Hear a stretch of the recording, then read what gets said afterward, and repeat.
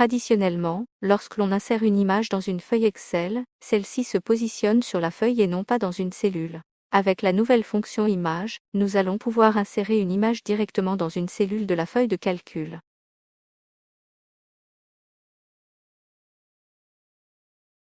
Cette fonction s'utilise uniquement avec des images se trouvant sur Internet.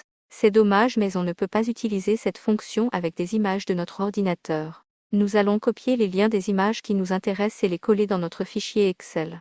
Pour cela, nous nous positionnons sur l'image qui nous intéresse et nous faisons un clic droit puis nous choisissons copier le lien de l'image. J'ai décidé d'utiliser l'image de la souris verte sur mon site internet, du logo Excel et enfin de Jean-Jacques Goldman sur le site internet Wikipédia.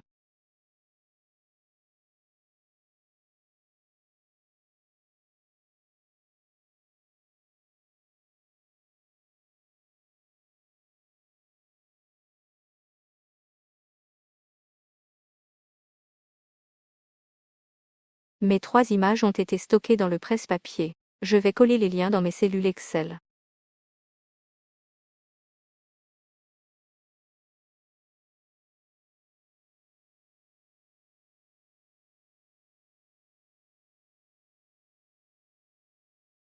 J'écris dans ma cellule le début de ma fonction image et dès que j'écris la parenthèse, Excel reconnaît ma fonction. Je peux maintenant cliquer sur le bouton FX pour afficher l'assistant de fonction. La fonction image possède 5 arguments mais un seul doit être obligatoirement renseigné, celui dont le nom est en gras, l'argument source, c'est-à-dire le lien de l'image que l'on a mis dans la cellule C1. Dans le deuxième argument texte, je peux écrire un texte de remplacement et dans le troisième argument appelé dimensionnement je choisis la façon dont je dimensionne l'image. Le chiffre 0 signifie que l'image sera ajustée dans la cellule et conservera ses proportions.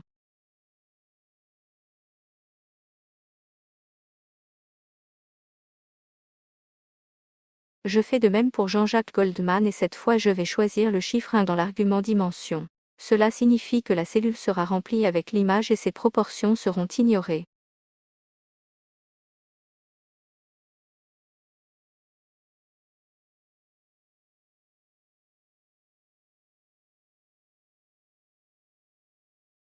Pour le logo Excel, je vais choisir le chiffre 2 dans l'argument dimension.